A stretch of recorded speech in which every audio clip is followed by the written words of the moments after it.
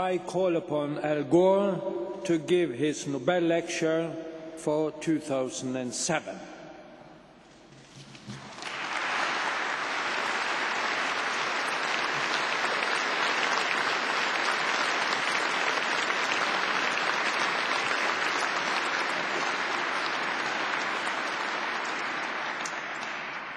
Your Majesties, Your Royal Highnesses, honorable members of the Norwegian Nobel Committee, Excellencies, ladies and gentlemen. I have a purpose here today. It is a purpose I have tried to serve for many years. I have prayed that God would show me a way to accomplish it. Sometimes, without warning, the future knocks on our door with a precious and painful vision of what might be. 119 years ago, a wealthy inventor read his own obituary, mistakenly published years before his death. Wrongly believing the inventor had just died, a newspaper printed a harsh judgment of his life's work, unfairly labeling him the merchant of death because of his invention, dynamite. Shaken by this condemnation, the inventor made a fateful choice to serve the cause of peace. 7 years later, Alfred Nobel created this prize and the others that bear his name. 7 years ago tomorrow, I read my own political obituary in a judgment that seemed to me harsh and mistaken, if not premature. But that unwelcome verdict also brought a precious, if painful, gift. An opportunity to search for fresh new ways to serve my purpose. Unexpectedly, that quest has brought me here.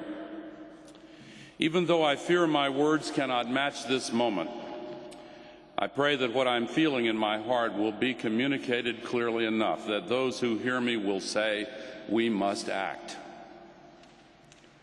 The distinguished scientists with whom it is the greatest honor of my life to share this award have laid before us a choice between two different futures, a choice that to my ears echoes the words of an ancient prophet, life or death, blessings or curses, therefore choose life, that both thou and thy seed may live. We, the human species, are confronting a planetary emergency, a threat to the survival of our civilization that is gathering ominous and destructive potential even as we gather here. But there is hopeful news as well. We have the ability to solve this crisis and avoid the worst, though not all, of its consequences if we act boldly, decisively, and quickly. However, despite a growing number of honorable exceptions, too many of the world's leaders are still best described in the words Winston Churchill applied to those who ignored Adolf Hitler's threat. And I quote, "They go on in strange paradox, decided only to be undecided, resolved to be irresolute, adamant for drift, solid for fluidity, all-powerful to be impotent." So today, we dumped another 70 million tons of global warming pollution into the thin shell of atmosphere surrounding our planet as if it were an open sewer. And tomorrow we will dump a slightly larger amount, with the cumulative concentrations now trapping more and more heat from the sun. As a result, the Earth has a fever, and the fever is rising. The experts have told us it is not a passing affliction that will heal by itself. We asked for a second opinion, and a third, and a fourth. And the consistent conclusion, restated with increasing distress, is that something basic is wrong. We are what is wrong, and we must make it right. Last September 21st, as the northern hemisphere tilted away from the sun, scientists reported with unprecedented alarm that the North Polar ice cap is, in their words, falling off a cliff. One study estimated that it could be completely gone during summer in less than 22 years. Another new study to be presented by U.S. Navy researchers later this week warns it could happen in as little as 7 years. 7 years from now.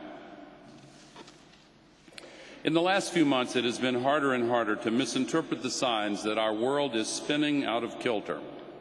Major cities in North and South America, Asia, and Australia are nearly out of water due to massive droughts and melting glaciers.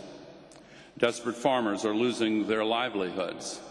Peoples in the frozen Arctic and on low-lying Pacific islands are planning evacuations of places they have long called home. Unprecedented wildfires have forced 500,000 people from their homes in one country and caused a national emergency that almost brought down the government in another.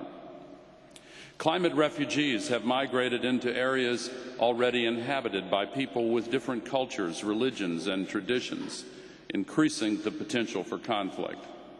Stronger storms in the Atlantic and the Pacific have threatened whole cities. Millions have been displaced by massive flooding in South Asia, Mexico, and 18 countries in Africa. As temperature extremes have increased, tens of thousands have lost their lives. We are recklessly burning and clearing our forests and driving more and more species into extinction. The very web of life on which we depend is being ripped and frayed. We never intended to cause all this destruction, just as Alfred Nobel never intended that dynamite be used for waging war. He had hoped his invention would promote human progress. We shared that same worthy goal when we began burning massive quantities of coal, then oil and natural gas. Even in Nobel's time, there were a few warnings of the likely consequences. One of the very first winners of the prize in chemistry worried that, in his words, we are evaporating our coal mines into the air. After performing 10,000 equations by hand, Svante Arrhenius calculated that the Earth's average temperature would increase by many degrees if we doubled the amount of CO2 in the atmosphere. 70 years later, my teacher, Roger Revelle, and his colleague, Dave Keeling, began to precisely document the increasing CO2 levels day by day. But unlike most other forms of pollution, CO2 is invisible, tasteless, and odorless, which has helped keep the truth about what it is doing to our climate out of sight and out of mind. Moreover, the catastrophe now threatening us is unprecedented, and we often confuse the unprecedented with the improbable. We also find it hard to imagine making the massive changes that are now necessary to solve the crisis. And when large truths are genuinely inconvenient, whole societies can, at least for a time, ignore them. Yet, as George Orwell reminds us, sooner or later, a false belief bumps up against a solid reality, usually on a battlefield. In the years since this prize was first awarded, the entire relationship between humankind and the Earth has been radically transformed. And still, we have remained largely oblivious to the impact of our cumulative actions. Indeed, without realizing it, we have begun to wage war on the Earth itself. Now we and the Earth's climate are locked in a relationship familiar to war planners, mutually assured destruction. More than 2 decades ago, scientists calculated that nuclear war could throw so much debris and smoke into the air it would block life-giving sunlight from our atmosphere, causing a nuclear winter. Their eloquent warnings here in Oslo helped galvanize the world's resolve to halt the nuclear arms race. Now science is warning us that if we do not quickly reduce the global warming pollution that is trapping so much of the heat our planet normally radiates back out of the atmosphere, we are in danger of creating a permanent carbon summer. As the American poet Robert Frost wrote, "Some say the world will end in fire, some say in ice. Either," he notes, "would suffice. But neither need be our fate. It is time to make peace with the planet." We must quickly mobilize our civilization with the urgency and resolve that has previously been seen only when nations mobilized for war. These prior struggles for survival were won when leaders found words at the 11th hour that released a mighty surge of courage, hope, and readiness to sacrifice for a protracted and mortal struggle. These were not comforting and misleading assurances that the threat was not real not imminent, that it would afflict others but not ourselves, that ordinary life might be lived even in the presence of extraordinary threat, that providence could be trusted to do for us what we would not do for ourselves. No, these were calls to come to the defense of the common future. They were calls upon the courage, generosity, and strength of entire peoples, citizens of every class and condition, who were ready to stand against the threat once asked to do so. Our enemies in those times calculated that free people would not rise to the challenge. They were, of course, catastrophically wrong. Now comes the threat of climate crisis, a threat that is real, rising, imminent, and universal.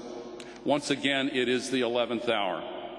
The penalties for ignoring this challenge are immense and growing, and at some near point would be unsustainable and unrecoverable.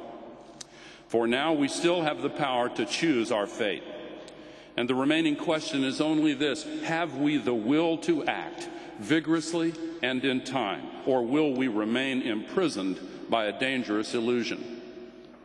Mahatma Gandhi awakened the largest democracy on earth and forged a shared resolve with what he called satyagraha, or truth force.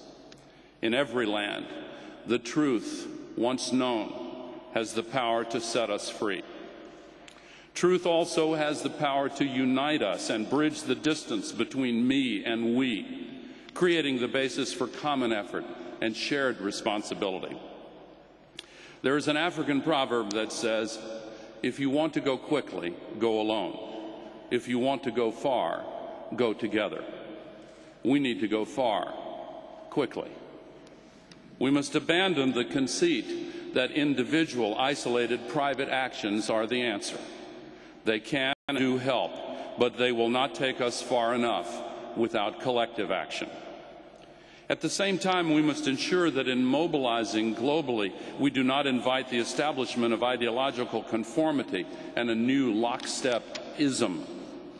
That means adopting principles, values, laws, and treaties that release creativity and initiative at every level of society in multifold responses originating concurrently and spontaneously. This new consciousness requires expanding the possibilities inherent in all humanity. The innovators who will devise a new way to harness the sun's energy for pennies or invent an engine that's carbon negative may live in Lagos or Mumbai or Montevideo. We must ensure that entrepreneurs and inventors everywhere on the globe have the chance to change the world. When we unite for a moral purpose that is manifestly good and true, the spiritual energy unleashed can transform us. The generation that defeated fascism throughout the world in the 1940s found in rising to meet their awesome challenge that they had gained the moral authority and long-term vision to launch the Marshall Plan, the United Nations, and a new level of global cooperation and foresight that unified Europe and facilitated the emergence of democracy in Japan, Germany, Italy, and much of the world. One of their visionary leaders said, "It is time we steered by the stars and not by the lights of every passing ship." In the last year of that war, you gave the Peace Prize to a man from my hometown of 2,000 people, Carthage, Tennessee, in the USA. Cordell Hull was described by Franklin Roosevelt as the father of the United Nations. He was an inspiration and hero to my own father, who followed Hull in the Congress and the U.S. Senate and in his commitment to world peace and global cooperation. My parents spoke often of Hull, always in tones of reverence and admiration. 8 weeks ago, when you announced this prize, the deepest emotion I felt was when I saw the headline in my hometown paper that simply noted I had won the same prize that Cordell Hull had won. In that moment, I knew what my father and mother would have felt were they alive. Just as Hull's generation found moral authority in rising to solve the world crisis caused by fascism, so can we find our greatest opportunity in rising to solve the climate crisis. In the kanji characters used in both Chinese and Japanese, crisis is written with two symbols, the first meaning danger, the second opportunity. By facing and removing the danger of the climate crisis, we have the opportunity to gain the moral authority and vision to vastly increase our own capacity to solve other crises that have been too long ignored. We must understand the connections between the climate crisis and the afflictions of poverty, hunger, HIV, AIDS, and other pandemics. As these problems are linked, so too must be their solutions. We must begin by making the common rescue of the global environment the central organizing principle of the world community. 15 years ago, I made that case at the Earth Summit in Rio de Janeiro. 10 years ago, I presented it in Kyoto. This week, I will urge the delegates in Bali to adopt a bold mandate for a treaty that establishes a universal global cap on emissions and uses the market in emissions trading to efficiently allocate resources to the most effective opportunities for speedy reductions. This treaty should be ratified and brought into effect everywhere in the world by the beginning of 2010, 2 years sooner than presently contemplated. The pace of our response must be accelerated to match the accelerating pace of the crisis itself. Heads of state should meet early next year to review what was accomplished in Bali and take personal responsibility for addressing this crisis. It is not unreasonable to ask, given the gravity of our circumstances, that these heads of state meet every 3 months until this treaty is completed. We also need a moratorium on the construction of any new generating facility that burns coal without the capacity to safely trap and store carbon dioxide.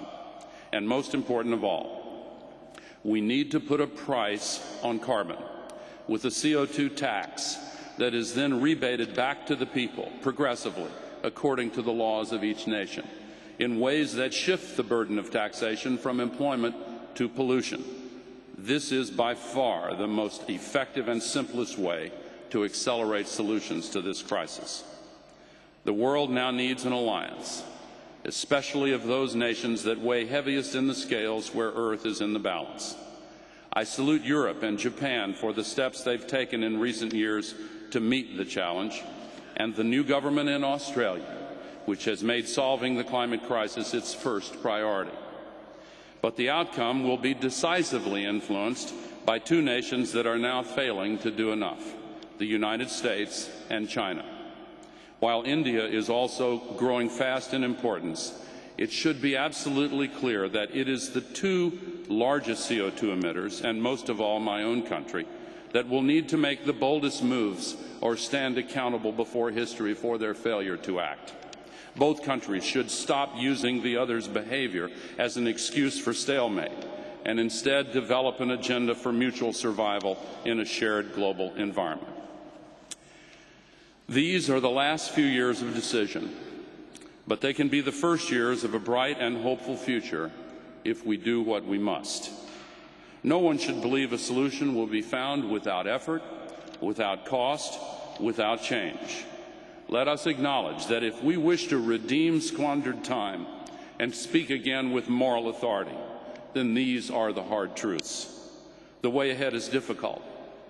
The outer boundary of what we currently believe to be feasible is still far short of what we actually must do. Moreover, between here and there, across the unknown, falls the shadow. That is just another way of saying that we have to expand the boundaries of what is possible. In the words of the Spanish poet Antonio Machado, "Pathwalker, there is no path. You must make the path as you walk." We are standing at the most fateful fork in that path. So I want to end as I began, with a vision of two futures, each a palpable possibility, and with a prayer that we will see with vivid clarity the necessity of choosing between those two futures and the urgency of making the right choice now. The great Norwegian playwright Henrik Ibsen wrote, "One of these days, the younger generation will come knocking at my door." The future is knocking at our door right now. Make no mistake, the next generation will ask us one of two questions. Either they will ask, "What were you thinking? Why didn't you act?" Or they will ask instead, "How did you find the moral courage to rise and successfully resolve a crisis that so many said was impossible to solve. We have everything we need to get started, save perhaps political will. But political will is a renewable resource. So let us renew it, and let us say together, we have a purpose. We are many. For this purpose we will rise and we will act.